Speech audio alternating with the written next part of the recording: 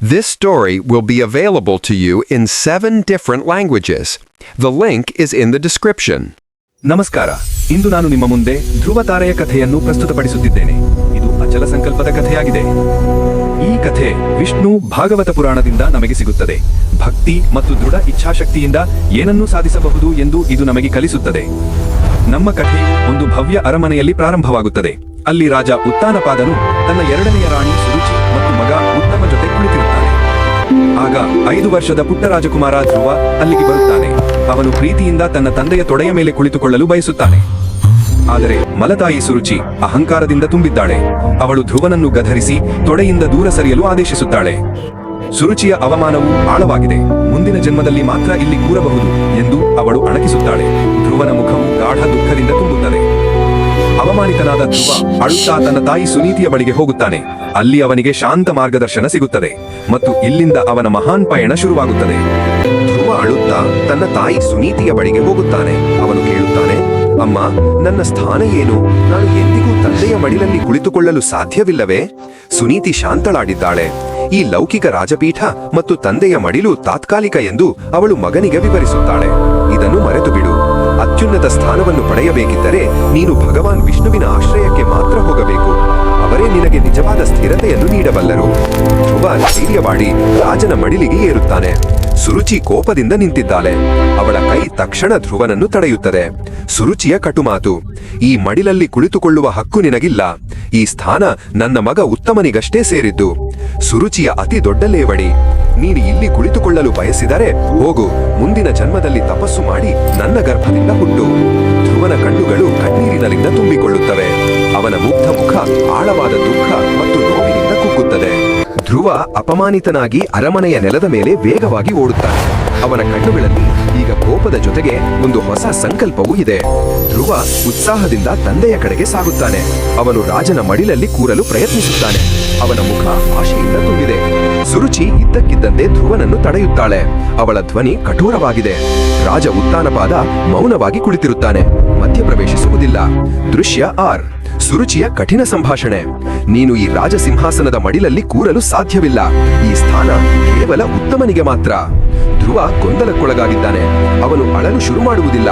ಆದರೆ ಅವನ ಕಣ್ಣುಗಳಲ್ಲಿ ಪ್ರಶ್ನೆಗಳಿವೆ. ಅವನು ತನ್ನ ತಂದೆಯ ಕಡೆಗೆ ನೋಡುತ್ತಾನೆ. ರಾಜ ಉತ್ತಾನಪಾದ ದೃಷ್ಟಿ ಕೆಳಕ್ಕೆ ಮಾಡಿಕೊಳ್ಳುತ್ತಾನೆ. ಅವನು ಸುರುಚಿಯ ಅಹಂಕಾರದ ಮುಂದೆ ಮೌನವಾಗಿರುತ್ತಾನೆ. ತನ್ನ ಹೆಂಡತಿಯನ್ನು ತಡೆಯುವುದಿಲ್ಲ. ಸುರುಚಿ ವ್ಯಂಗ್ಯವಾಡುತ್ತಾಳೆ, ಹೋಗು, ನೀನು ನನ್ನ ಗರ್ಭದಿಂದ ಹುಟ್ಟಿದವನಲ್ಲ. ನಿನಗೆ ಯಾವುದೇ ಹಕ್ಕಿಲ್ಲ. ಸುರುಚಿಯ ಅಹಂಕಾರ ಉತ್ತುಂಗದಲ್ಲಿ. ನೀನು ರಾಜನ ತೊಡೆಯನ್ನು ಬಯಸಿದರೆ ಮುಂದಿನ ಜನ್ಮದಲ್ಲಿ ತಪಸ್ಸು ಮಾಡಿ ನನ್ನ ಗರ್ಭದಿಂದ ಹುಟ್ಟು. ಧ್ರುವನ ಕಣ್ಣುಗಳು ಕಣ್ಣೀರಿನಿಂದ ತುಂಬುತ್ತವೆ. ಅವನ ಮುಗ್ಧ ಮುಖ ಅವಮಾನದ ನೋವಿನಿಂದ ಮುರಿದು ಹೋಗುತ್ತದೆ. ಧ್ರುವ ವೇಗವಾಗಿ ಬಹುತೇಕ ಎಡವಿ ಸಭಾಮಂದಿರದಿಂದ ಹೊರಗೆ ಓಡುತ್ತಾನೆ. ಅವನ ಪುಟ್ಟ ಹೆಜ್ಜೆಗಳ ಶಬ್ದ ಪ್ರತಿಧ್ವನಿಸುತ್ತದೆ. ತಾಯಿ ಸುನೀತಿಯ ಸರಳ ಕೋಣೆಯನ್ನು ತಲುಪುತ್ತಾನೆ. ಅವಳು ನೆಲದ ಮೇಲೆ ಕುಳಿತಿರುತ್ತಾಳೆ, ಶಾಂತ ಮತ್ತು ವಿನೀತ. ಧ್ರುವ ಅಳುತ್ತಾ ತಾಯಿಯ ತೊಡೆಯ ಮೇಲೆ ತಲೆ ಇಡುತ್ತಾನೆ.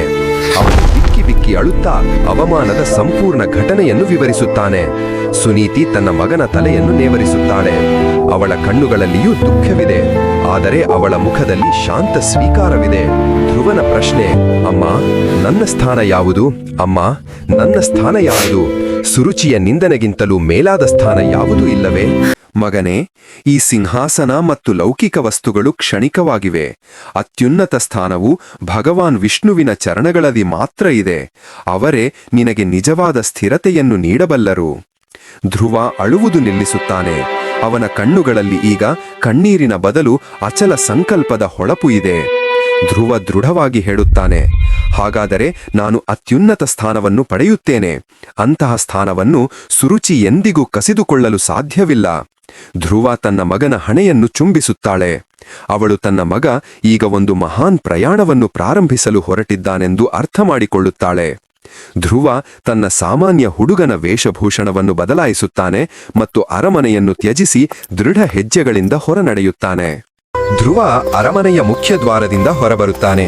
ನಗರದ ಗದ್ದಲವನ್ನು ಹಿಂದೆ ಬಿಟ್ಟು ನೇರವಾಗಿ ಅರಣ್ಯದ ಕಡೆಗೆ ನೋಡುತ್ತಾನೆ. ನನ್ನ ಬಾಲಕ ಧ್ರುವ ಒಬ್ಬಂಟಿಯಾಗಿ ದುರ್ಗಮ ದಾರಿಯಲ್ಲಿ ನಡೆಯುತ್ತಿದ್ದಾನೆ. ಅವನು ಹಿಂದಿರುಗಿ ನೋಡಲಿಲ್ಲ. ಅರಣ್ಯ ಪ್ರಾರಂಭವಾಗುತ್ತದೆ. ಧ್ರುವನಿಗೆ ಭಯವಿಲ್ಲ. ಅವನ ಮುಖದ ಮೇಲೆ ಇನ್ನೂ ಅವಮಾನದ ನೆನಪು ಮತ್ತು ಗುರಿಯ ಭಾವವಿದೆ. ದೂರದಿಂದ ದೇವರ್ಷಿ ನಾರದ ಮುನಿ ಬರುತ್ತಿರುವುದು ಕಾಣುತ್ತದೆ. ಅವರು ಒಂದು ಮರದ ಕೆಳಗೆ ತಮ್ಮ ವೀಣೆಯ ಮೇಲೆ ಧ್ಯಾನಮಗ್ನರಾಗಿದ್ದಾರೆ. ನಾರದ ಮುನಿಯ ಕಣ್ಣು ಧ್ರುವನ ಮೇಲೆ ಬೀಳುತ್ತದೆ. ಇಷ್ಟು ಚಿಕ್ಕ ಹುಡುಗನನ್ನು ಕಾಡಿನಲ್ಲಿ ಒಬ್ಬಂಟಿಯಾಗಿ ನೋಡಿ ಅವರು ಆಶ್ಚರ್ಯಚಕಿತರಾಗುತ್ತಾರೆ.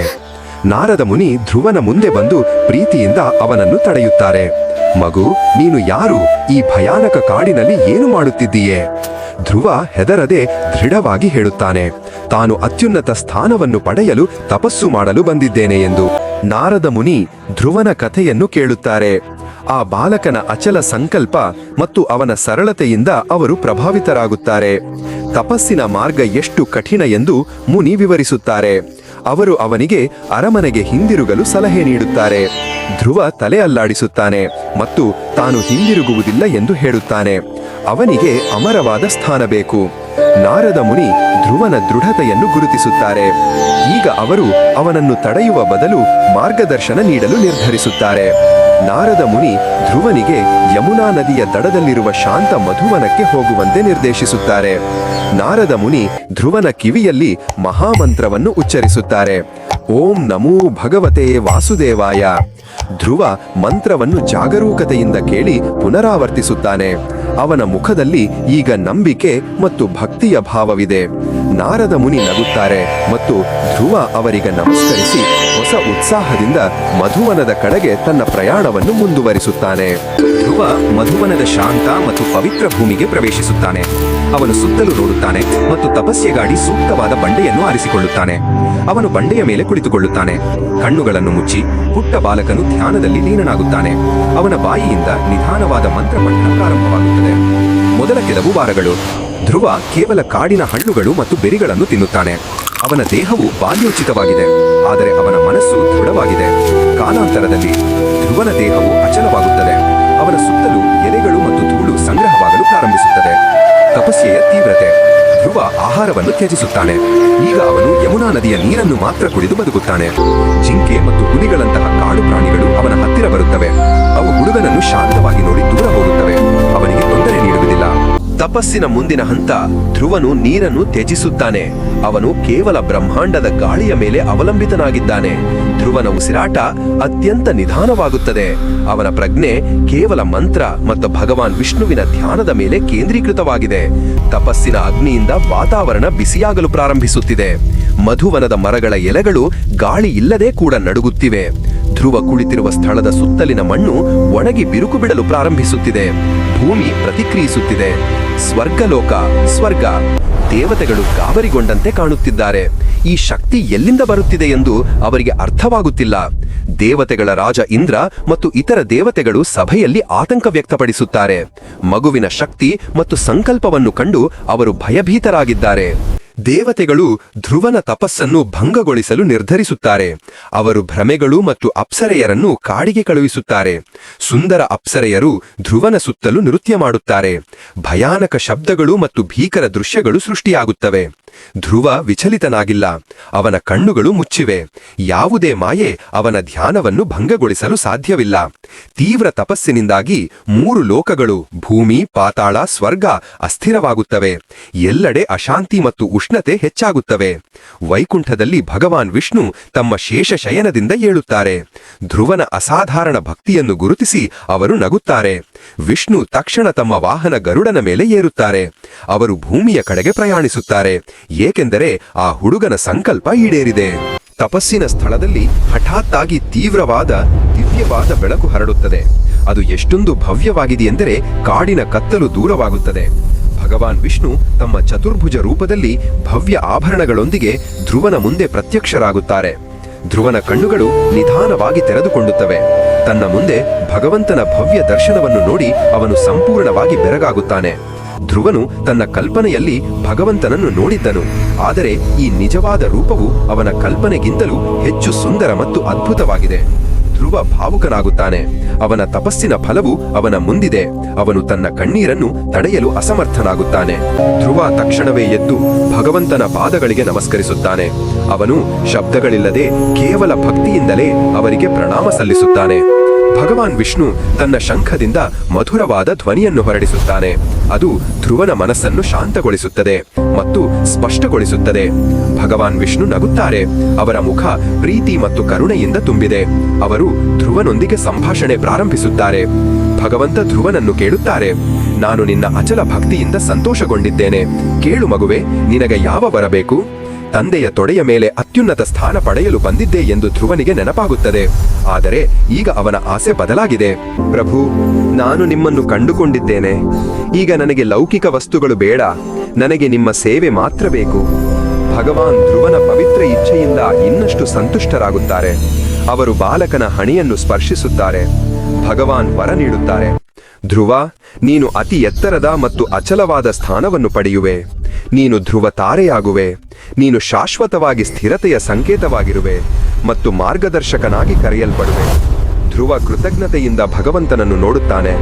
ಭಗವಾನ್ ವಿಷ್ಣುವಿನ ದಿವ್ಯ ಪ್ರಕಾಶವು ನಿಧಾನವಾಗಿ ಕಡಿಮೆಯಾಗುತ್ತದೆ ಮತ್ತು ಅವರು ಅದೃಶ್ಯರಾಗುತ್ತಾರೆ.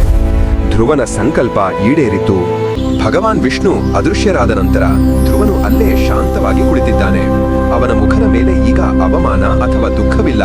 ಬದಲಿಗೆ ಗಹನವಾದ ಶಾಂತಿ ಮತ್ತು ತೃಪ್ತಿ ಇದೆ.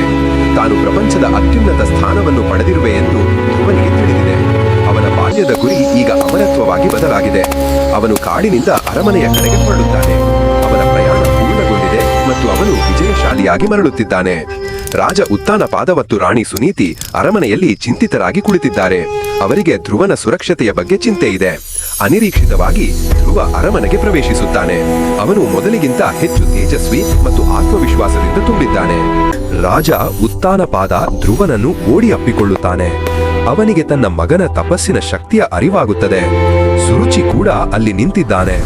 ಅವಳು ಧ್ರುವನ ತೇಜಸ್ಸನ್ನು ನೋಡಿ ಲಜ್ಜೆಗೊಂಡು ಸ್ತಬ್ಧಳಾಗಿದ್ದಾಳೆ. ಅವಳ ಅಹಂಕಾರ ಮುರಿದಿದೆ. ಧ್ರುವ ತನ್ನ ಮಲತಾಯಿಯನ್ನು ಕ್ಷಮೆ ಮತ್ತು ಪ್ರೀತಿಯ ಭಾವದಿಂದ ನೋಡುತ್ತಾನೆ. ಪ್ರತೀಕಾರದ ಭಾವನೆ ಸಂಪೂರ್ಣವಾಗಿ ಕಣ್ಮರೆಯಾಗಿದೆ. ರಾಜನು ಧ್ರುವನಿಗೆ ಸಿಂಹಾಸನವನ್ನು ಒಪ್ಪಿಸಲು ಬಯಸುತ್ತಾನೆ. ಆದರೆ ಧ್ರುವ ಈ ಲೌಕಿಕ ಶಕ್ತಿಯನ್ನು ಸ್ವೀಕರಿಸುವುದಿಲ್ಲ. ಉಪಸಂಹಾರ ಪ್ರಾರಂಭ. ಧ್ರುವ ಅಂತಿಮವಾಗಿ ತನ್ನ ತಾಯಿ ಸುನೀತಿ ಮತ್ತು ತಂದೆಗೆ ಸಂತೋಷವನ್ನು ನೀಡುತ್ತಾನೆ ಮತ್ತು ದಿವ್ಯ ಲೋಕಕ್ಕೆ ಪ್ರಯಾಣಿಸುತ್ತಾನೆ. ಧ್ರುವ ಆಕಾಶದಲ್ಲಿ ಪ್ರಕಾಶಮಾನವಾದ ನಕ್ಷತ್ರವಾಗಿ ಸ್ಥಿರವಾಗುತ್ತಾನೆ. ಅದು ಧ್ರುವ ತಾರೆ. ನಾವು ಒತ್ತಿ ಹೇಳುತ್ತೇವೆ, ಈ ಕಥೆಯು 5 ವರ್ಷದ ಮಗುವಿನ ಅಚಲ ಸಂಕಲ್ಪವನ್ನು ಚಿತ್ರಿಸುತ್ತದೆ. ಸಂದೇಶ: ಅವನ ಶಕ್ತಿ ಅವನ ವಯಸ್ಸಿನಲ್ಲಿರಲಿಲ್ಲ, ಬದಲಿಗೆ ಅವನ ಸಂಕಲ್ಪ ಮತ್ತು ಗುರಿಯ ಸ್ಪಷ್ಟತೆಯಲ್ಲಿತ್ತು. ತೀರ್ಮಾನ: ಧ್ರುವ ತಾರೆ ಇಂದಿಗೂ ಆಕಾಶದಲ್ಲಿ ಸ್ಥಿರತೆಯ ಸಂಕೇತವಾಗಿದೆ.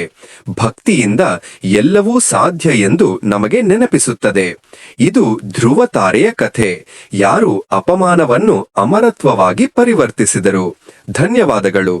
ಕಥೆ ಇಷ್ಟವಾಗಿದ್ದರೆ ದಯವಿಟ್ಟು ಲೈಕ್, ಶೇರ್ ಮತ್ತು ಸಬ್ಸ್ಕ್ರೈಬ್ ಮಾಡಿ. ಧನ್ಯವಾದಗಳು.